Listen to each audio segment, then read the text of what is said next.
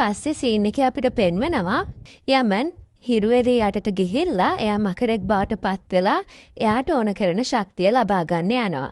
ඉතින් එතකොටම අහාන එතනට එයාගේ නාග ස්වරූපයෙන් එනවා. යමන් අහානව දැකලා පුදුම වෙනවා.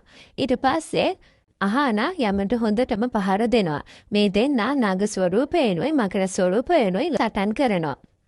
ඉතින් අහාන මේ සටනින් ජයග්‍රහණය කරනවා. අහාන යමන්ට හොඳටම පහර දෙනවා. යමන්ගේ ශක්තිය ගොඩක් අඩු වෙලා තමයි මේ අවස්ථාවේ තියෙන්නේ. ඉතින් එතනදී පරාජය වෙනවා. ඉතින් අහානයි බරණේ හිතන්නේ යමන්ව එයාලා විනාශ කරා කියලා. ඊට පස්සේ බරණේ අහානට කියනවා හොඳ වෙලාවට අපි යමන්ගේ කායකේ GPS එක ට්‍රැක් කරේ. ඒ නිසා තමයි අපිට එයා යන තැන හොයාගන්න පුළුවන් වුණේ කියලා. ඉතින් අහාන බරණේට කියනවා පින්කිගේ හදවත මේ පාරත් බින්දලා දාන්න අපිට සිද්ධ වෙනවා. ඔයා යමන්ගේ ස්වරූපයෙන් ඇවිල්ලා මේ කසාදයට කැමති නැහැ කියලා කියන්න කියලා අහාන බරණේට කිය. යමන්ව හැම තැනම හොයනවා. ඒත් පින්කිට යමන්ව හොයාගන්න හම්බ වෙන්නේ නැහැ. ඉතින් පින්කි ෂොප් එකකින් එළියට ඇවිල්ලා එයාගේ වාහනේට නැගලා ආරෙමන්ට කෝල් එකක් ගන්නවා. පින්කි ආරෙමන්ට කියනවා එයා යමනුයි එයාලගේ එන්ගේජ්මන්ට් රින්ග් එක ගන්නවා. ඒ දැන් යමනු හොයාගන්න විදියක් නැහැ. යමන්ගේ ෆෝන් එක වැඩ කරන්නේත් නැහැ කියලා පින්කි ආරෙමන්ට කියනවා. පින්කි කියනවා එයාට හොඳටම බය හිතෙනවා. කලින් පාර වික්‍රම් එක්ක එන්ගේජ්මන්ට් එක දවසෙත් මේ විදිහටම වික්‍රම්ගේ ෆෝන් එක වැඩ කරේ නැහැ. එයාගේ කෝල්ස් වලට වික්‍රම් ආන්සර් කරේ නැහැ.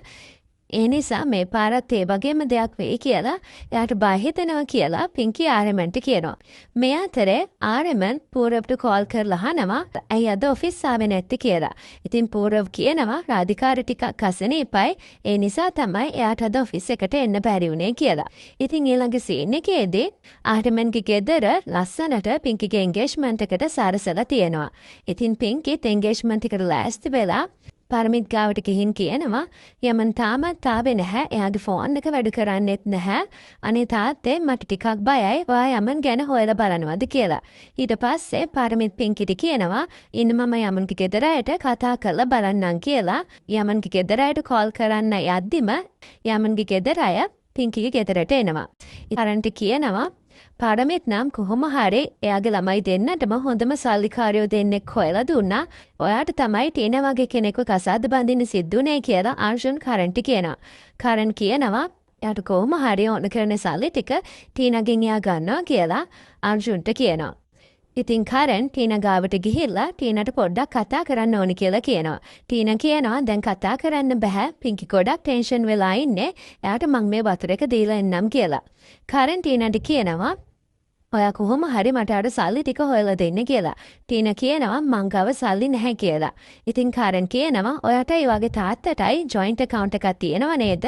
ඒකෙන් මට සල්ලි ටික අරන් දෙන්න කියලා. ටීනා කියනවා එයා ගාව කොහොමත් සල්ලි නැහැ. අනික ඔයා ඉල්ලන තරම් ගාණක් කොහොමවත්ම එයා ගාව නැහැ කියලා ටීනා කරන්ට කියලා එතනින් යනවා. ඉතින් මෙතනින් මේ කොටස ඉවර වෙනවා. ඊළඟ කොටසත් අපි ඔයාලට ඉක්මනටම අරගෙන එන්න.